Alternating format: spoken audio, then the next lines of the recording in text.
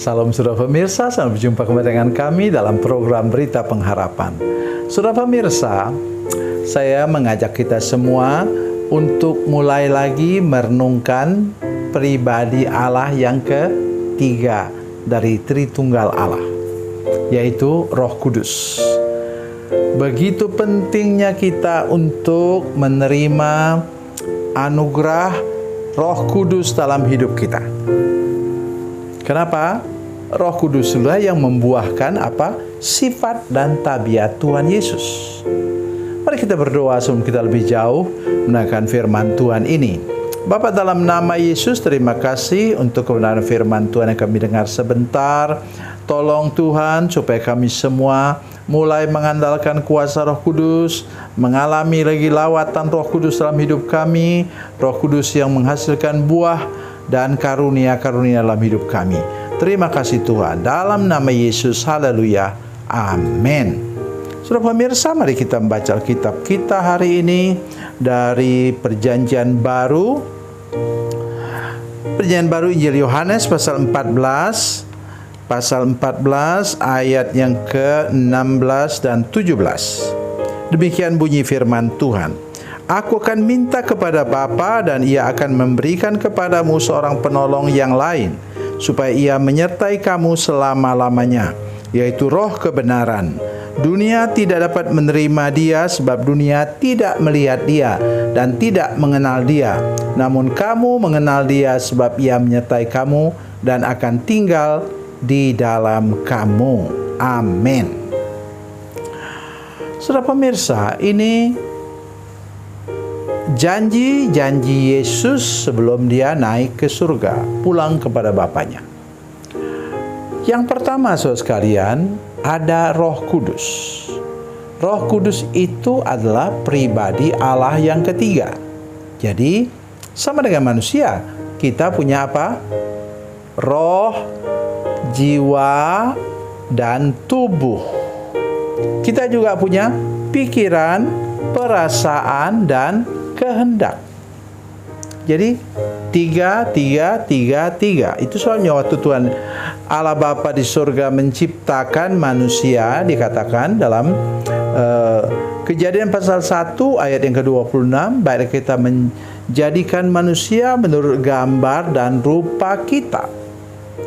Jadi saudara sekalian, inilah ketika Yesus sudah naik ke surga, maka datanglah pribadi yang katanya tidak bisa dilihat oleh dunia ini. Maksudnya kita tidak bisa melihat Roh Kudus. Nah, kita hanya bisa melihat dari tandanya. Misalnya waktu apa? Waktu Yesus dibaptis, maka Roh Kudus turun kepadanya seperti seekor burung merpati. Waktu hari Pentakosta, para murid dan 120 orang di situ yang berkumpul, mereka mengalami lawatan Roh Kudus yang luar biasa. Berupa apa? Nyala api di atas kepala masing-masing dan apa? Bunyi angin kencang bertiup di atas mereka. Jadi dilukiskan sebagai api dan angin. Dan memang dalam bahasa Yunani, angin itu disebut pneuma. Dalam bahasa Yunani juga roh disebut pneuma. Jadi memang iya. Nah, jadi api itulah yang membakar semangat para murid sehingga semuanya mati sebagai martir. Ya, karena ada api itu. Kalau tidak, orang mundur menghadapi pedang, menghadapi tombak, siapa yang berani? Dan hanya satu. Kalau tambah dengan Rasul Paulus, ya 13 orang rasul, dan hanya satu yang meninggal dengan damai, yaitu Rasul Yohanes. Dia pun pernah dianiaya oleh Kaisar Domitian, digoreng, tapi melepuh pun tidak. Sehingga kemudian Kaisar Domitian putus asa dan buang dia ke Pulau Patmos. Di sana dia meninggal. Tapi sebaliknya, di tempat pembuangan itulah dia menulis kitab Wahyu. Ini yang luar biasa, saudara sekalian. Jadi, mari kita lihat di sini Roh Kudus pekerjaannya apa? Disebut sebagai penolong. Dalam bahasa Yunani disebut sebagai parakletos. Para itu artinya apa? Paralel, mendampingi kita, bersama-sama dengan kita. Ya. Jadi Roh Kudus sekarang ada di sini, mendampingi saya, bersama dengan saya. Ya, saya tidak bisa lihat, katanya tadi dunia tidak bisa melihat, maksudnya mata duniawi kita ini tidak bisa lihat, tetapi dia ada, dia menyatakan diri. Sampai sekarang pun terjadi, saudara sekalian.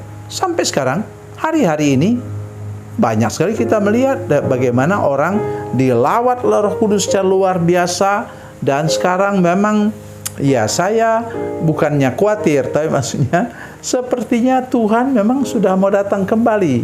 Jangan kita tentukan tahun atau hari atau tanggalnya, tapi maksud saya gejala-gejala itu sudah mulai kelihatan. Di mana-mana terjadi bencana alam. Baru lalu ada COVID-19 yang aneh bin ajaib seperti itu.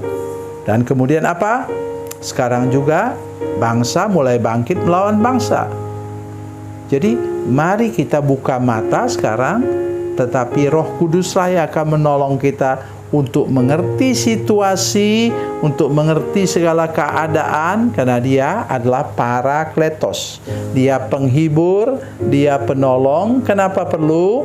Karena kita menghadapi akhir zaman yang dimana kata firman Tuhan dalam Matius pasal 24, begitu banyak penderitaan dan pergumulan, bukan hanya orang percaya, tapi seluruh umat manusia menghadapi kenyataan-kenyataan yang pahit ke depan sana.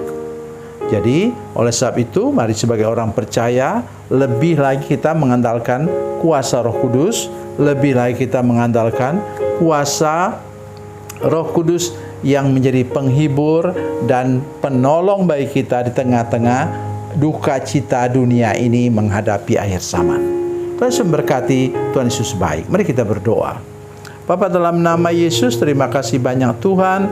Kami percaya kuasa-Mu ajaib, Engkau luar biasa. Roh Kudus penuhi kami semua, lawat semua pemirsa yang sedang menyaksikan program ini, supaya kami semua dikuatkan, diteguhkan, didampingi, ditolong oleh kuasa Roh Kudus sepanjang perjalanan hidup kami. Terima kasih Tuhan. Dalam nama Yesus, haleluya. Amin.